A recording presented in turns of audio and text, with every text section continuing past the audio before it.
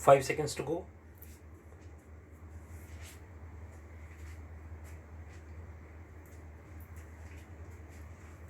Start. You reassemble at a time of difficulty and trial.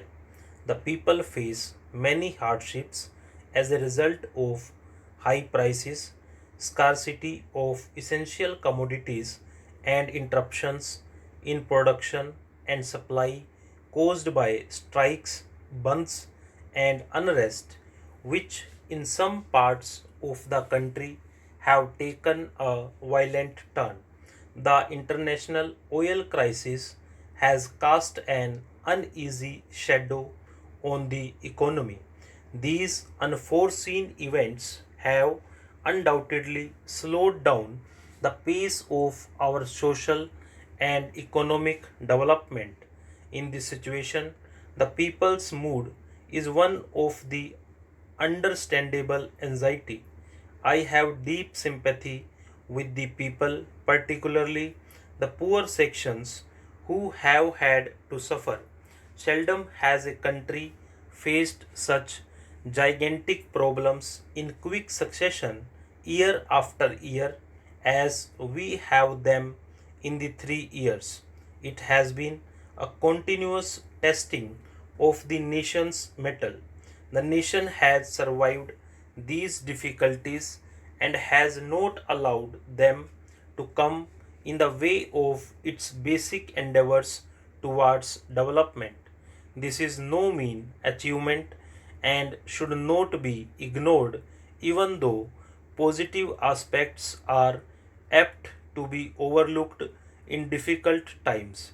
There have been a number of welcome developments. One of these is the manner in which the people of Andhra Pradesh have solved the problem of intra regional tensions, which only a year ago appeared insolvable.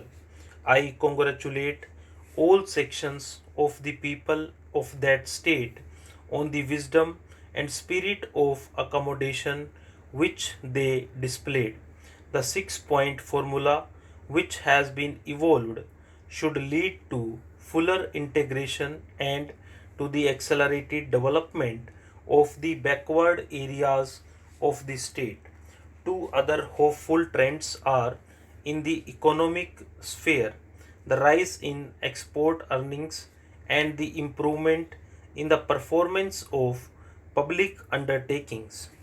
Until about 2 years ago, the low rate of growth of our exports was a cause for considerable anxiety. However, since 2006 7, there has been a marked improvement. In that year, our exports increased by 22%. In the first 8 months of 2008 9, despite a variety of constraints, exports have increased by 20%. We are confident that with a greater national effort, exports can be pushed up substantially. Only about 2 years ago, the continuing losses of our public enterprises were a cause for concern. It is therefore a matter of satisfaction that, consequent to a number of measures taken by government, public undertakings have increased their production. The rise in prices and the scarcity of food articles, particularly in deficit states, is of prime concern to the people and the government. The expectation that the good Kharif harvest of 2007 would help to stabilize prices has not materialized. Partly, this is due to the internal inflationary situations, the provision of work and relief on a hitherto unprecedented scale to the people of drought affected areas without losing investment on planned programs, and the requirements of defense has necessitated increased deficit financing. The situation also reflects the effect of the international economic crisis on our country. The steps towards agreement between nations in different parts of the globe had raised hopes of a favorite climate for the speedy progress of developing nations. However, the international economic situation has created new and complex problems. The international monetary crisis, followed by the steep rise in the prices of many commodities, has affected poorer countries like India more than others. The prices of almost all commodities that we have to import have gone up by 2 to 4 times in the past few months, while the prices of our own exports have risen, if at all, only marginally.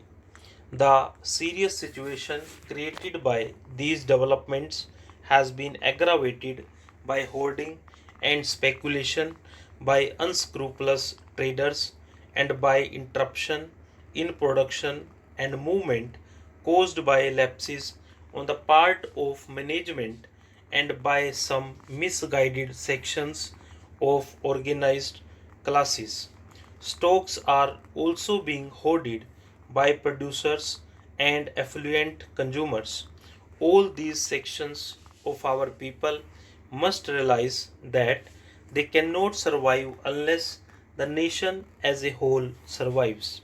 Resort to violence and bound has only worsens the situation.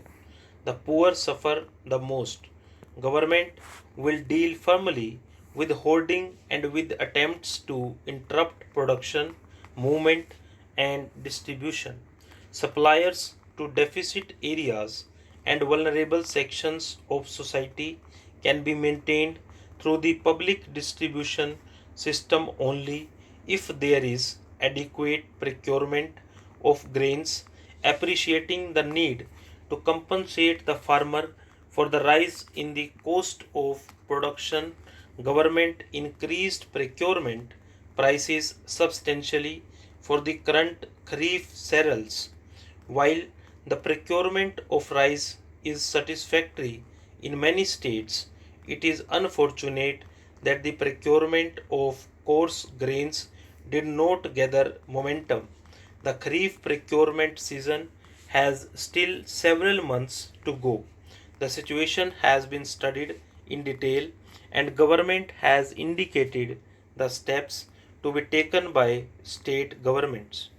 This year's experience in procurement and distribution will be fully considered in taking corrective action for the coming Rabi season. I wish to impress upon the state governments with all the earnestness at my command the importance of achieving procurement targets. So,